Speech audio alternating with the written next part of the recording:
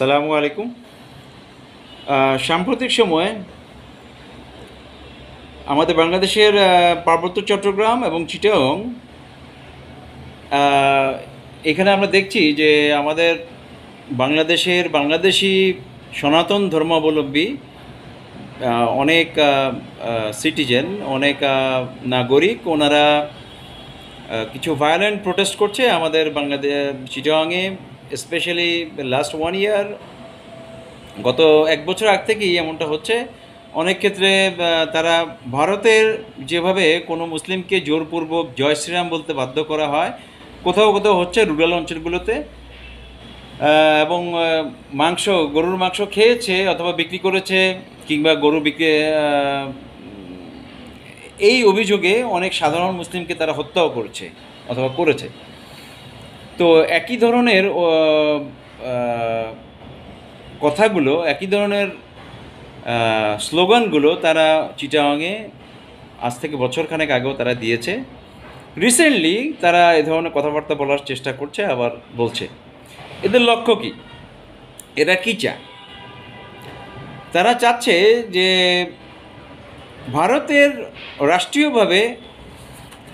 রাষ্ট্রীয়ভাবে এই ঘটনাগুলো, যে কাউকে জোরপূর্বক জয় শ্রীরাম বলাবে অথবা কোনো মুসলিমকে গরুর মাংস খাওয়ার অভিযোগে হত্যা করে ফেলবে, এটা রাষ্ট্রীয়ভাবে সমর্থন করার কোনো সুযোগ নেই।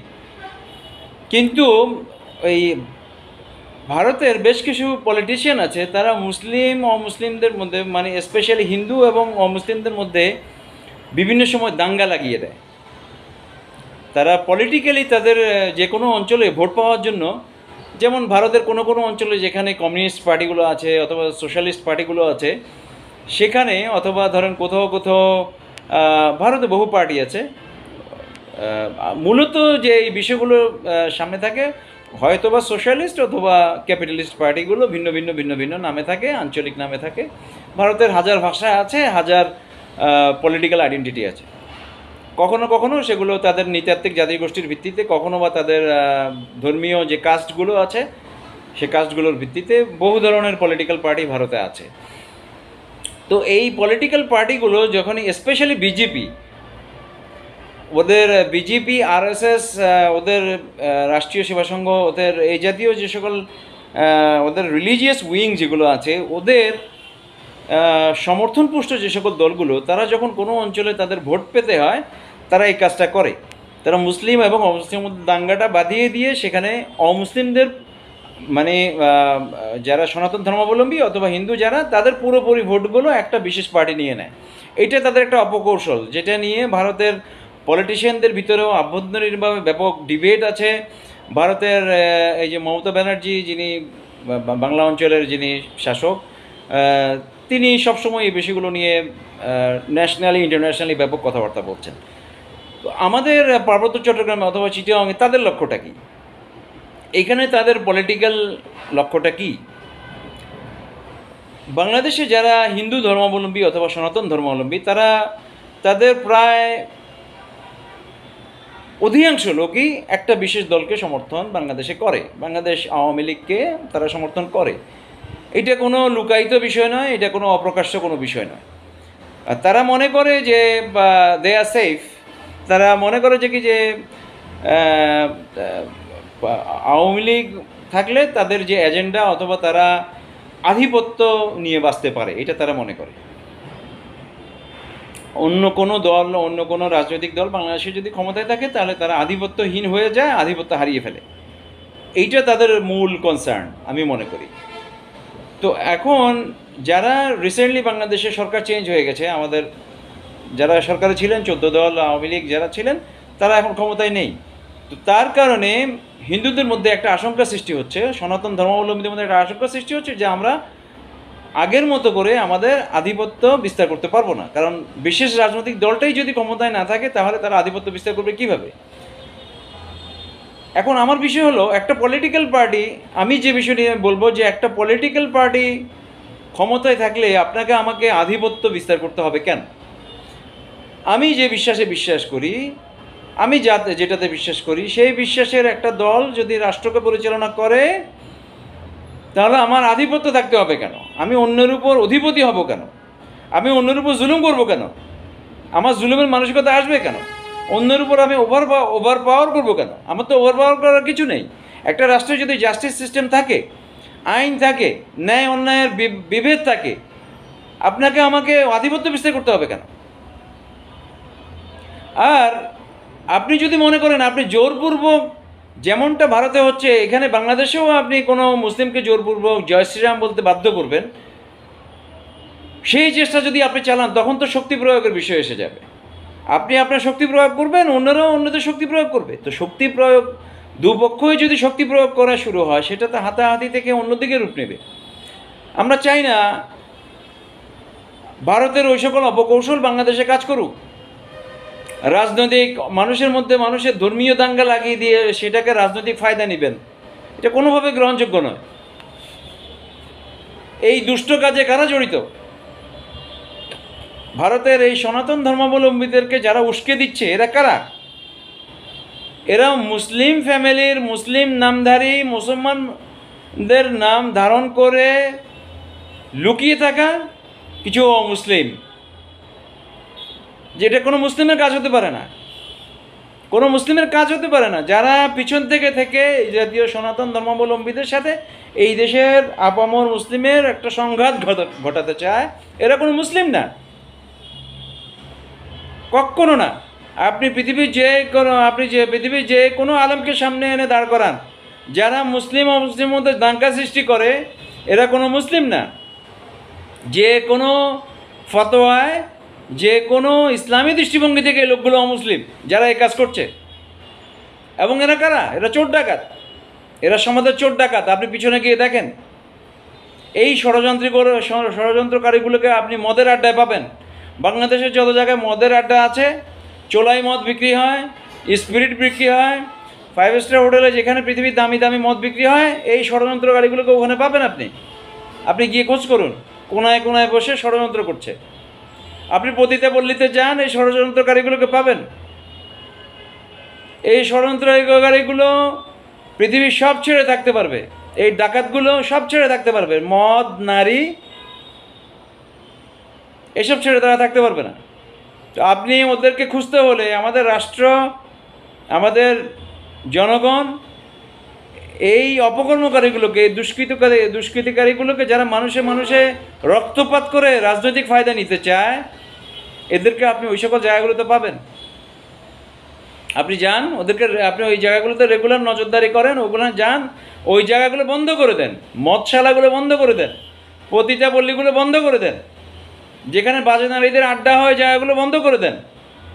নয়তো এই বাজে লোকগুলো বারবার ওখানে আশ্রয় নিয়ে মানুষের মধ্যে বিশৃঙ্খলা সৃষ্টি করবে, মানুষের মধ্যে রক্তপাত ঘটাবে, ষড়যন্ত্র করবে দেশের বিরুদ্ধে। এদেরকে এত বড় করে দেখার কিছু নেই, কিন্তু এদেরকে আন্ডারমাইন করা যাবে না, ছাড় দেওয়া যাবে না। আপনি যান ওই জায়গাগুলোতে, তাদেরকে পাবেন। যারা পিছন থেকে সনাতন ধর্মাবলম্বীদেরকে ভয় দেখাচ্ছে, তোমাদেরকে মেরে ফেলবে, তোমাদেরকে কেটে ফেলবে, এই সেই অনেক কিছু।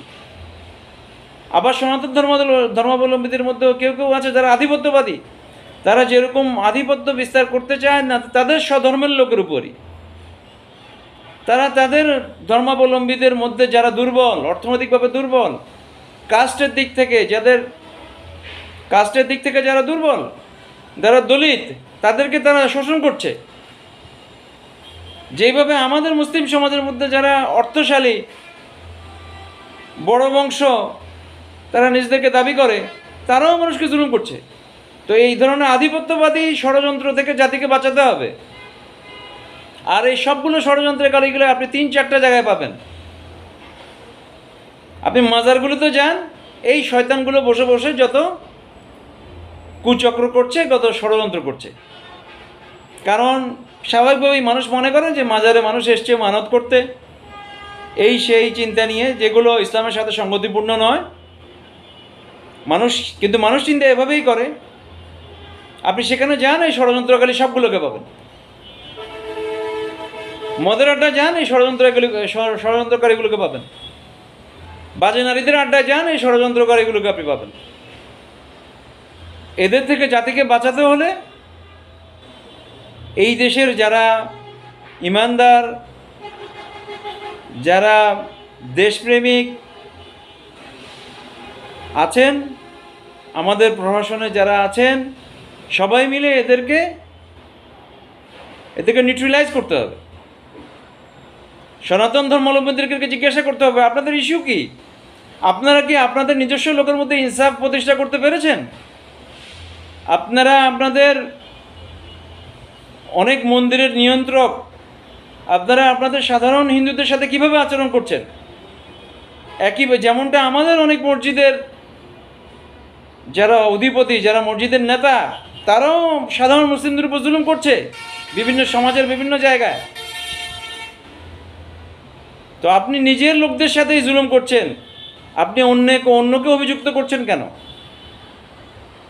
কেন এসব দাঙ্গা লাগিয়ে রাজনীতি করতে চান? জুলুম মুসলিমদের মধ্যে থাকা মুসলিম নামধারীরাও মুসলিমদের উপর করছে, আপনারাও আপনাদের স্বধর্মের লোকদের উপর জুলুম করছেন বিভিন্ন জায়গায়।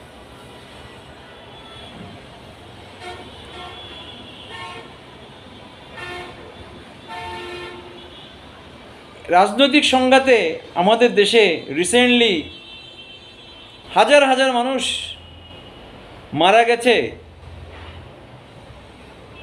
50,000-এর মতো মানুষ আহত হয়েছে। এর মধ্যে কয়জন আছে সনাতন ধর্মাবলম্বী?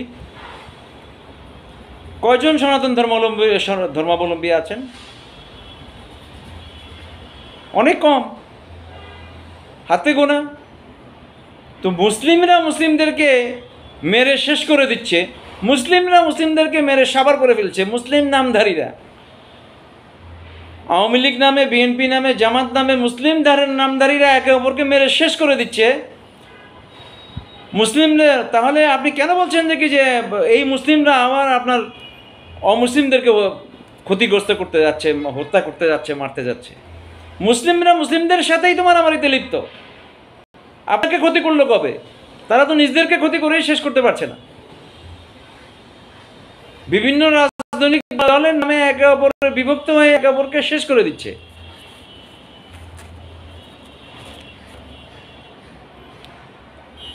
রাষ্ট্রের ভিতরে যখন জুলুম বিশৃঙ্খলা থাকে তখন সেটা মুসলিমদের মধ্যেও থাকে, অমুসলিমদের মধ্যেও এই জুলুমের আঁচ লাগে, কোনো সন্দেহ নেই, লাগে। কিন্তু আপনি শুধু আপনারটাকে দেখছেন কেন? এই রাষ্ট্রে বহু মুসলিম নামধারী বহু জুলুমের শিকার, হাজার হাজার মুসলিম রিসেন্টলি মারা গেছে। রাষ্ট্রের বিরুদ্ধে, চোর ডাকাতের বিরুদ্ধে কথা বলতে গিয়ে অনেকে মারা গেছে, অনেকে আহত হয়েছেন। তো এরা তো সবাই মুসলিম, বেশিরভাগই মুসলিম, হাতে গোনা 2-4 জন ভিন্ন ধর্মাবলম্বী মানুষ আছেন। তা আপনি কেন বলছেন শুধু আপনার উপর জুলুম হচ্ছে? এই জুলুমটা মুসলিমদের উপর হচ্ছে না? এই রাষ্ট্রে কোনো মুসলিম নামধারী শাসক সে এই রাষ্ট্রের বাকি বহু মুসলিমকে হত্যা করলো, তো এই জুলুম কি মুসলিমের উপর করলো না? তো মুসলিম যদি মুসলিমদের উপর জুলুম করে আপনি সেটাকে অন্যায় দেখেন না। এই জালেমগুলো যখন আপনাদের সাথে কোনো রকম ঝামেলা করে তখন সেটাকে আপনি হাইলাইট করেন। অবশ্যই হাইলাইট করবেন, আপনি আপনার অধিকার নিয়ে কথা বলবেন, অবশ্যই বলবেন, আপনার নিরাপত্তা নিয়ে আপনি কথা বলবেন, কিন্তু একই সাথে যারা মুসলিম হয়ে মুসলিমদের হত্যা করছে সেটাও বলবেন।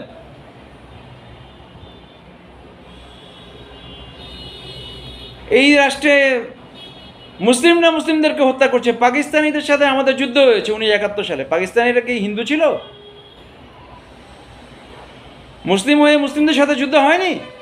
পাকিস্তানিরা এদেশের মানুষকে হত্যা করেছে, এদেশের মানুষ পাকিস্তানিদের হত্যা করেছে, মুসলিমরা মুসলিমদের হত্যা করেছে। পাকিস্তান পরবর্তীতে 1971 থেকে এ পর্যন্ত বিভিন্ন রাজনৈতিক দলের মারামারিতে প্রায় 7 থেকে 8 লক্ষ লোক মারা গেছে গত 50 বছরে। মুসলিমরা মুসলিমদের হত্যা করেছে। আপনার উপর জুলুম হলে আপনি অবশ্যই কথা বলবেন, কিন্তু আধিপত্যবাদের চিন্তা মাথায় রাখবেন না যে আপনি এখানে জোর করে কাউকে জয় শ্রীরাম বলাবেন না, এটা করবেন না আপনি। সেটা ভারতেও আপনি করবেন না, সেটা বাংলাদেশেও করবেন না। আধিপত্যবাদ বেশি দিন টিকে না। যারা বাংলাদেশে রিসেন্টলি মানুষকে জোর করে, এই দেশের মানুষকে জোর করে যারা দরিদ্র বানানোর পরিকল্পনা নিয়েছিল সেই লকডাউন থেকে শুরু করে অদ্যাবধি, মানুষের সম্পদকে কেড়ে নিয়েছে অত্যন্ত কৌশলে, রাষ্ট্রীয় যন্ত্রের মধ্যে দিয়ে ট্যাক্স ভ্যাট কালেকশন করে করে করে করে করে মানুষের প্রতিষ্ঠানগুলোকে 27 মাস বন্ধ রেখে মানুষের কাছ থেকে ট্যাক্স ভ্যাট ভাড়া আদায় করে মানুষের পুঁজি নষ্ট, পুঁজিকে শেষ করে দিয়েছে। শুধুমাত্র মানুষকে প্ল্যান ওয়াইজ গরিব করার জন্য, মানুষকে গরিব বানাবে, রাষ্ট্রের অল্প কিছু লোক বিলিয়ন বিলিয়ন ডলারের মালিক হবে, বাকি লোকের উপর তারা ছড়ি ঘুরাবে। আধিপত্যবাদ। কেন এই আধিপত্যবাদকে আপনারা সমর্থন করছেন?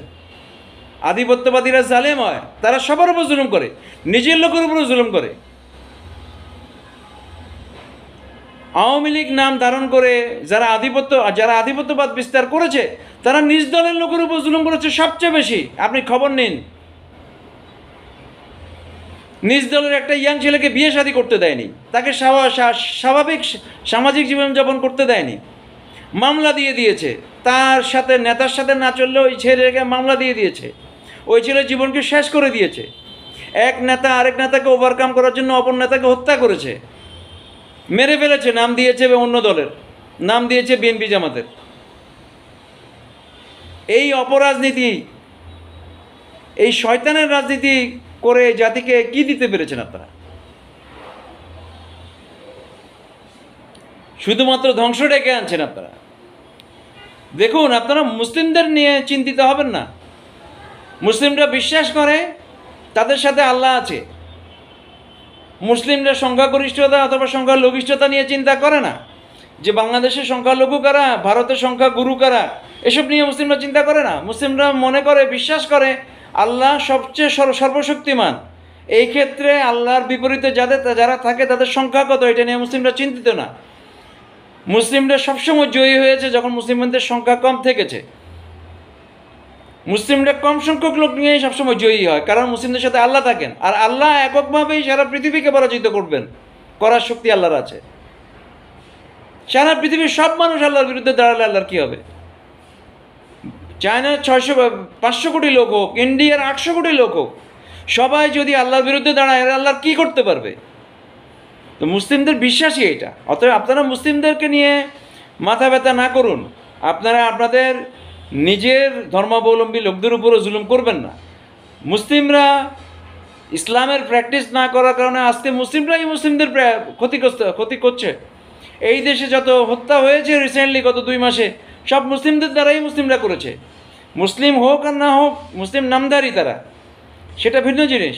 সেটা জনে জনে তো আর কথা বলা যাবে না, কিন্তু তারা মুসলমান নাম তো ধারণ করেছে।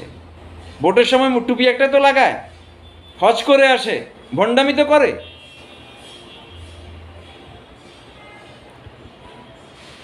অতএব চিটাগাংয়ের আপনারা যারা আছেন, ভিন্ন ধর্ম শান্তিপূর্ণভাবে প্রত্যেকে বুঝিয়ে দেয়, সবাই সবার রাষ্ট্রে আপনার যে নৈতিক অধিকার, আপনার যে মৌলিক অধিকার, সেটা নিয়ে আপনি সচেষ্ট হন। আধিপত্য বিস্তার করার চিন্তা করবেন না, অমুককে মেরে ফেলবো, তমুককে কেটে ফেলবো। ভারতে এতশো কোটি হিন্দু আছে, এই জন্য বাংলাদেশের হিন্দুরাও এই দেশের মুসলিমদেরকে গরু খাওয়া থেকে বিরত রাখবে। বাংলাদেশের সনাতন ধর্মাবলম্বী এই দেশে কাউকে জোরপূর্বক জয় শ্রীরাম বলাবে না, এসব কিছু মাথায় আনবেন না। এটা ভারতেও সম্ভব না, বাংলাদেশেও করবেন না। ভারতের যেটা হচ্ছে সেটা লোকালি হচ্ছে, ভারতের রাষ্ট্রীয়ভাবে এটা সম্ভব না। এটা লোকালি কেউ কেউ করছে ষড়যন্ত্রমূলকভাবে, গোপনে। অতএব সত্যকে উপলব্ধি করার চেষ্টা করুন। ওইসব আধিপত্যবাদী চিন্তা মাথা থেকে বাদ দিন। আপনি আপনার ধর্ম নিয়ে প্র্যাকটিস করুন। আপনি আপনার ধর্ম প্র্যাকটিস করে আপনি শান্তিপূর্ণভাবে আপনার পরিবার নিয়ে, আপনার ধর্মাবলম্বী অনুসারীদের নিয়ে জীবনযাপন করুন। অহেতুক দাঙ্গাবাজ বাজে লোকদের, চোর ডাকাতদের সাথে একত্রিত হবেন না। সমাজের চোর ডাকাতরা আপনাদেরকে উস্কানি দিচ্ছে। চোর ডাকাতদের সাথে আপনাদের সংশ্লিষ্টতা পেলে আপনাদেরকেও মানুষ চোর ডাকাত হিসেবে দেখবে।